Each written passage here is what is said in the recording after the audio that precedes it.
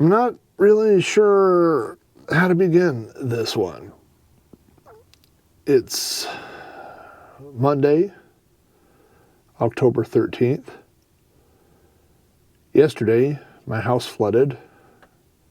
Currently, my house is approximately 105 degrees Fahrenheit. And both last night and tonight, I'm sleeping in my van in my own driveway. How's that for a place to start? Big Rob's van is cruising down the old dirt road with the engine roaring loud. It's where the stories grow. Tales of midnight races and the places we would go. Big Rob's van, yeah, rolling like it should. Big Rob's van. Boy, let's see where to begin. Today is October 13th, Monday, October 13th. It's Columbus Day, or Indigenous Peoples Day. And 2 days ago, my house flooded, and currently, like I said, my house is over 100 degrees inside as they are trying to basically, I guess, dehumidify and cook the water out of areas of the house. So just to back up a little bit, as if you've watched some of my videos, you know that I am a full-time federal employee. And so on October 1st, I, along with about 1 million other people in this country, were put on furlough. So we were told we can't go to work, and we're not being paid. So I'm one of those people that doesn't work. And I have so many plans of trips. In fact, this week I have a trip planned that's probably canceled. So, the thing is that when you're on furlough and you're not getting paid, you don't want to just sit at home and do nothing, but also you can't, book a cruise. You can't fly to Hawaii because you're not getting paid, and it gets real scary. There's a thing, and I'm not going to talk about the furlough on this episode, but there's I read a statistic that said 50% of Americans, half of Americans, have the equivalent of one paycheck or less in their bank account right now, which means if you miss one paycheck for half of America, that means your bank is now at zero. So we have about the equivalent of 2 paychecks in the bank. So I thought, good news, right? We'll coast through this thing as long as something doesn't happen like my house flooding. So let's get into that. So on Saturday night, my wife and I went to bed, normal time, just like we normally do. And I woke up yesterday, Sunday morning, and stepped out of bed and stepped into wet carpet. Now, my cat, who was sitting there looking at me, I should have just known the cat was trying to tell me something's wrong. And my first thought was, my cat has never had an accident in the carpet, but maybe that's what the cat was trying to tell me. And then I took another step, and I thought, either my cat has the biggest bladder of any cat on the planet, or we have a problem. So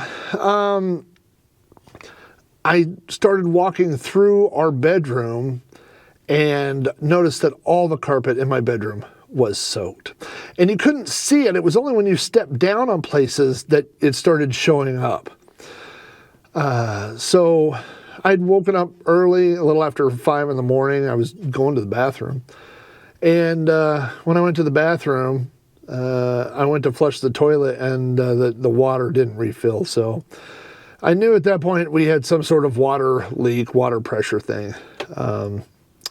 So I stepped out into the hallway outside my bedroom and saw an inch of water just standing in the hallway that reached through basically half our house. So I woke my wife up. We turned the water off to the house. Then I grabbed a push broom and fans, and she grabbed the wet vac. And so that was our plan. She was going to vacuum up all the water, and I was going to push all the standing water out the door. And between the two of us, we would solve this problem. I believe it's a 20-gallon wet vac. I have a pretty big wet vac. And she filled it twice with water out of the carpet just out of our bedroom. I pushed as much water as I could out. I set up fans to try to dry carpet, and it was not working. And in fact, we were finding more places in the house where there was water. So what happened was the pipe that comes into, the water pipe that comes into and feeds our hot water heater broke. I guess there's an expansion tank or something, but it broke. And so it wasn't like the hot water heater broke and leaked water into the house. An active pipe hooked up, like coming from the city water, broke and pumped water into my house for 6 hours overnight until we noticed it. So we had a problem on our hands. And so my wife said, this is bigger than what the two of us could clean up, and I concurred. So she called our home insurance company, and they recommended a company called ServPro, and ServPro came out and said, you got problems, you got bad problems. So the first thing ServPro did was start ripping out carpet. So they pulled all the carpet out of our primary bedroom. They pulled half the carpet out of my closet, and they started pulling carpet out of my office, like my home office where I work and edit and do all that stuff. The problem is that I have large bookshelves in that room, and so and I have them on 2 walls, and so they basically found water on one wall, coming under one wall, and so they cut the carpet around where my bookcases are and ripped out that part of the carpet. And then they said, you need to get these bookcases out of here. Now, in their defense, they offered to do it, but my bookcases are full of, toys and collectibles and books and stuff. I just don't want someone else packing all that stuff up. So I told them I would do it. Now, what I didn't know when I offered to do that was that they were going to bring in more than 40 fans and set them up in my house along with dehumidifiers and heaters. So I didn't really understand how this worked, but the idea is that they will be cooking the water basically out of my house. There's water in the insulation in the walls, in between the walls. There's water underneath the kitchen cabinets. Like, water went everywhere. And so all the... more people showed up. ServPro sent more people out. Again, this is yesterday. And those guys pulled off all the baseboards of my house. So all the baseboards are, on half the house, all the baseboards are gone. And so that was kind of yesterday. Now the thing is yesterday, so Sunday, they left about 5 p.m. and they said, we're going to be back tomorrow, which is today, Monday. And those bookcases need to be moved and probably, just other stuff. Eventually we're going to need carpet too, but I can't right now. I can't think that far ahead. So I told him I would do it. And so last night I stayed up till, midnight, 1, 2, something, and emptied off all these bookcases. Now, I don't have anywhere to put the stuff that are on the bookcases. So basically, I took everything off of, it's 3 bookcases. So I took everything off bookcase number 1, and I moved that bookcase out into our living room. And then I emptied bookcase number 2, and everything that was on bookcase number 2, I went and put on bookcase number 1, and then I moved that bookcase out there. And then did that, so I did this shuffle, like moving all this stuff out there. So I got all the stuff out there last night. Now, our insurance company said that we are approved. They said this is going to be a long process, and we are approved to stay in a hotel for up to a month. So my wife went, got a hotel room in town, which is a strange feeling, right? Like you walk in and you check in and they say, oh, where are you from? And you go, I'm from 5 miles from here. I guess it happens. But anyway, she went and got a hotel and literally begged me to come over there. And I said, I can't. I've got to...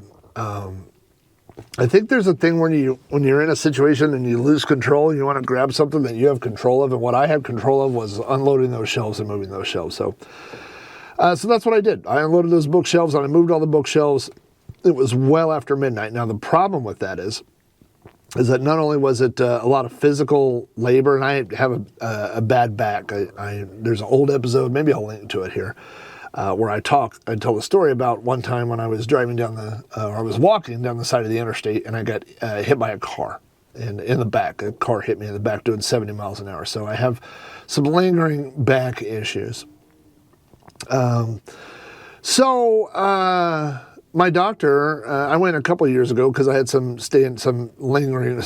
increasing back pain, and the doctor said, if I were you, I wouldn't lift anything heavier than a gallon of milk. And I said, that's not really possible in real life, And he said, when you eventually hurt your back and you need back surgery and all that, it will be because you were lifting something heavier than a gallon of milk. So sometimes in life, you don't have an option, right? Like the bookcases had to come out. I had to move the bookcases. And so that's what I did. And again, my wife said, I will come pick you up if you're too tired to drive over to this hotel. I'll come get you. And I said, you know what? I said, I have a perfectly good van. And I had literally, I had all these plans for the van during the furlough, and I haven't been able to do them yet. And so I was like, you know what? I'll just stay in the van. So I came out here last night and slept in the van. So I don't know if I hurt my back moving bookcases or, the mattresses in here are not the world's most comfortable mattresses. They're pretty good. I think I have thicker mattresses than any van person on YouTube, than any van life person. I have 2 mattresses. I have a firm foam on top of a firm foam. Like I have, I have a good mattress setup. I'm a big guy and I don't want to wake up with my back hurting. Plus I have back issues. So I intentionally put a lot of mattresses in here, but today my back hasn't been feeling great. And so the ServPro people came back today. They finished taking off baseboards. They looked at other things. They moved the fans around. It's very strategic, the fan placement. I didn't know there's a science to the fan placement. He said the goal is to use the heaters to heat up the air, then use the dehumidifiers to pull the water, the moisture out of the air. And then these fans work like a tornado, and they circulate the air around in the room and then go past the dehumidifier. And so that's how it's supposed to work. So they said the best case, or for the way for this to work best, is to turn off your air conditioning as well, which we've done. So I'll throw a picture up here, but I took normally in the van, I have a thermometer, an indoor-outdoor thermometer. I went and took it in my office. And while I was moving bookcases today, my room was at 103 degrees. It's 103 degrees in my house, and it's just getting hotter all the time. So the long and short of it is that's why I'm out here in my van. This is a very strange camping situation because, number one, I have an extension cord that I have run to my van. So I don't have to deal with the normal, juggling of power, recharging things, keeping the refrigerator going, worrying about how much electricity you're using. That's always an issue. with camping, especially when you start doing it multiple days at a time. And one day I can run everything. One day I can run the fridge, run the TV, run whatever. But 2 or 3 days in a row, then I start having to make sure that I'm either, siphoning, being careful about how much electricity I'm using, or finding places, or the solar I have on the roof of my van has helped immensely. I have 400 watts of solar on the roof of my van, which is a lot, I think, and it mostly keeps my batteries charged. So, but I'm hooked up to shore power. I'm plugged into my garage, so power is not an issue. And I'm not locked out of my house. I could go in my house and go to the bathroom. I could go in my house and go get food or go get stuff. It's just that it's over 100 degrees. It's miserable. And it's dry because they've got the humidity. I mean, when you go in there, your eyeballs start like drying, and your nose and your throat start drying out. Your lips get dry. So it's not, it won't kill you to be in there, but it's certainly not comfortable. So for a second night in a row, I will be out here. Now, I will tell you that while I was moving bookcases today, I am 100% sure I have hurt something in my back. It's not just not like normal back strain or something, like something's happened. So that'll be an adventure here in a few days. I'm sure I'll have to go to the doctor once this is all over, and we'll see how things are. So. Yeah, normally if I go do a stealth camp, by the way, this is kind of a stealth camp. It's kind of funny because I have my blackout curtains pulled up tonight. And it's kind of for the same reason that I normally have them, but it's a different group of people. So normally I put up blackout curtains so that I don't get caught. So people driving by or security or whoever I'm hiding from doesn't know there's somebody sleeping in a van. But the people I'm hiding from right now are my neighbors. Now, I'm sure my neighbors, I know most of my neighbors. I know neighbors to the left of me and right of me, and they're all super nice people. They could care less. They might think I'm a little weird for sleeping in my van in my own driveway, but but it's no issue, right? But yeah, I've got lights and stuff on in here, and I've got other neighbors, and I don't want people just driving by down the street or something, and either, it could be a concerned person thinking, oh, that guy left his dome light on inside his van, and maybe come talk to me or something, or just people driving by and then going, why is there a van? Why are there lights on in that van? So I have the my blackout curtains in there. It is late enough. I haven't eaten. Just I've had too much to do. But like I said, I have access to food. I could go in the house and go get something. It doesn't seem very like a van, type thing. Like if I could go make a sandwich and bring it out here, but that would be. Oh, I have a little stash of canned goods and stuff. I bet I have something I could cook. I'm going to cook some dinner inside the van. Now I'm going to cook camp food in my van, in my driveway. What else are we going to do?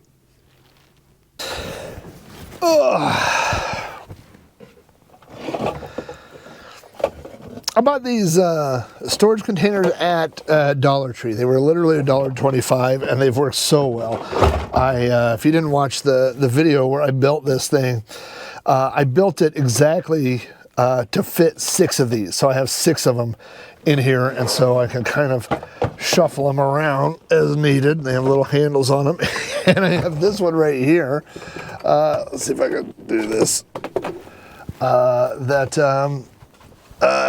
Has van food in it. So let's take a look and see what I have in here. I should have had my glasses. Ooh, I'm an old man. Let's see. I have Beanie Weenies. That's a good contender so far. I have more Beanie Weenies. I have 3 cans of Beanie Weenies. I'm not going to eat 3 cans of Beanie Weenies. What else do I have here? Ramen. I have a case of ramen. I forgot I have a case of ramen behind here. Oh, this is like ravioli, or not ravioli, but like beefaroni kind of stuff. What else? Golly, why did I stock up on Beanie Weenies? Oh, actual ravioli. And, oh, here you go. There's the old tuna stuff. You know what I bought recently? I bought off of Amazon, I bought a 200 pack of camping like dry rations for taking out. And, but I'm not eating that tonight. You know what we're gonna have? We're gonna make some Beanie Weenies. And you might be thinking to yourself, is it safe to fire up a propane oven or something in here? It is not. I mean, obviously I could cook it in my house. I could do something, but don't forget, Big Rob's van has a microwave. So, let me see. Somewhere in here. That's coffee. There. Does anybody know how this thing actually works? Someone bought this for me as a gift. It said it's a ramen noodle cooker, I think. It's got like a pop thing on it. I don't understand the concept of it. And it came from Temu, or as the cool kids say, Temu? I think Temu is the right pronunciation. But I don't really know. I swear I had a bowl in here somewhere.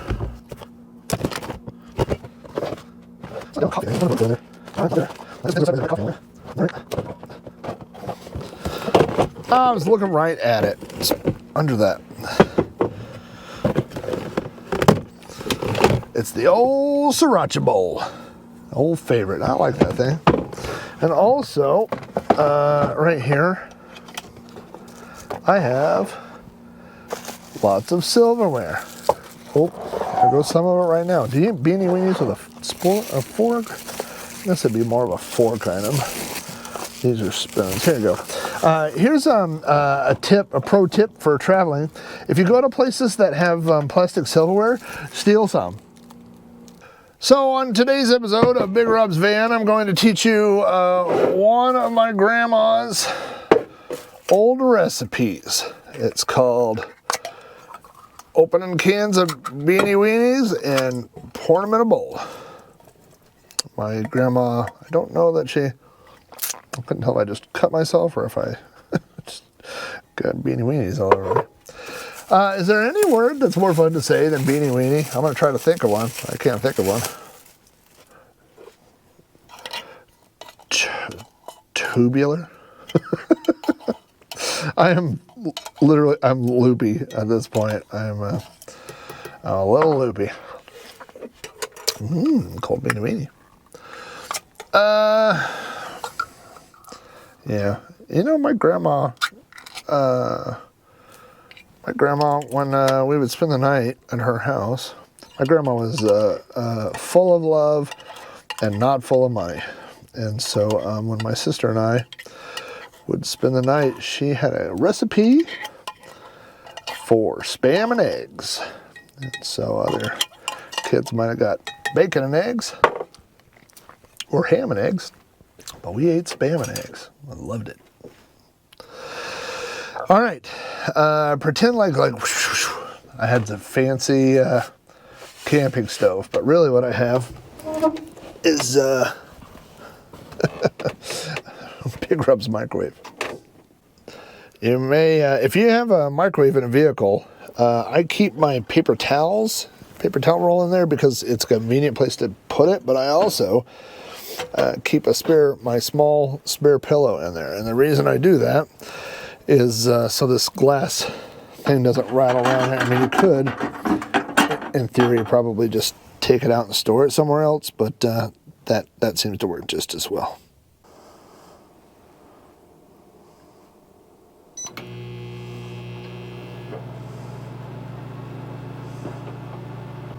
Beanie Weenie. Beanie Weenie. Beanie Weenie. Beanie Weenie. Beanie Weenie Weenie Weenie. Beanie Weenie. Beanie Weenie. Beanie Weenie Weenie Weenie. Beanie Weenie. No, I don't think there's a better word.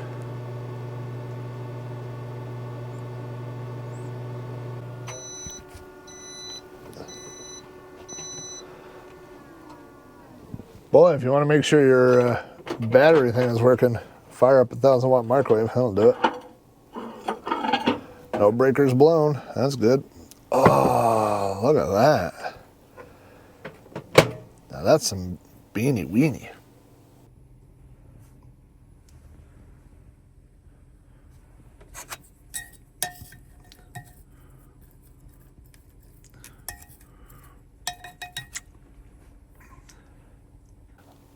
Well, you can't complain. I mean, I guess I could. Beanie Weenies out of a bowl here. I would say they are very soupy, soup-like. I probably should have went for the spoon, to be honest with you. I'll just drink them.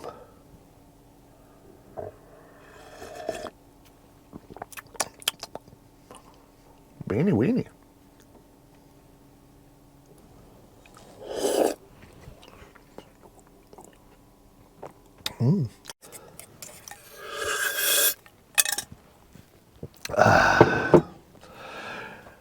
Beanie Weenies fit for a king and fit for Big Rob. So anyway, I know this is a little bit of a not very exciting video. Having your house flood is exciting in a bad way.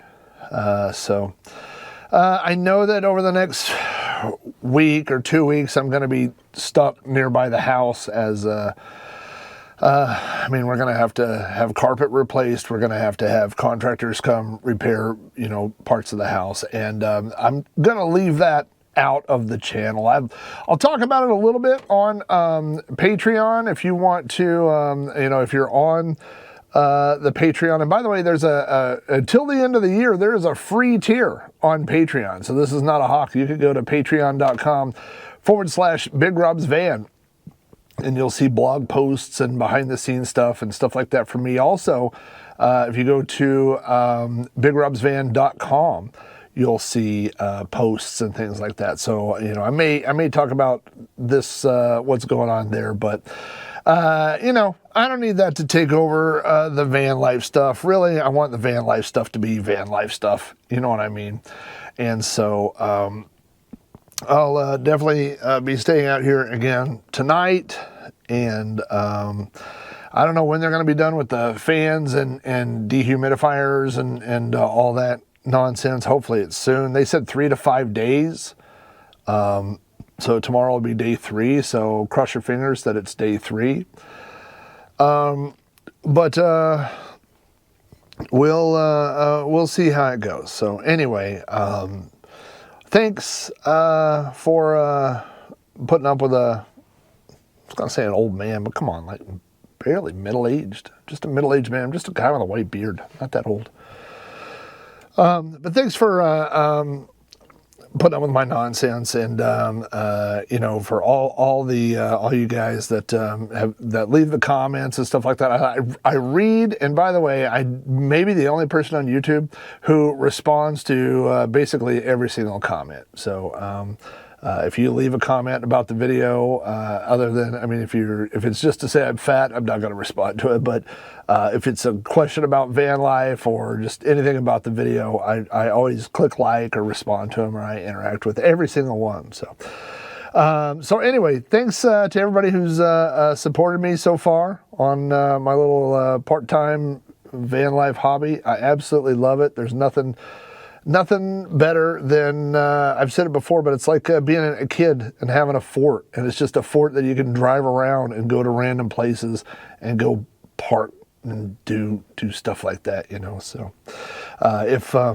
didn't have people coming early in the morning, Surf Pro guys, then I would go stealth camp somewhere tonight. But I need to be close to the house. So anyway, I mentioned in the beginning of the video that I said yes to review a bunch of stuff. So as I'm not able to go travel over the next week or two, I would expect a lot of review type videos. So forgive me if there's a lot of those in a row. And again, I don't give everything a good review. Some of the real bad stuff I won't even deal with.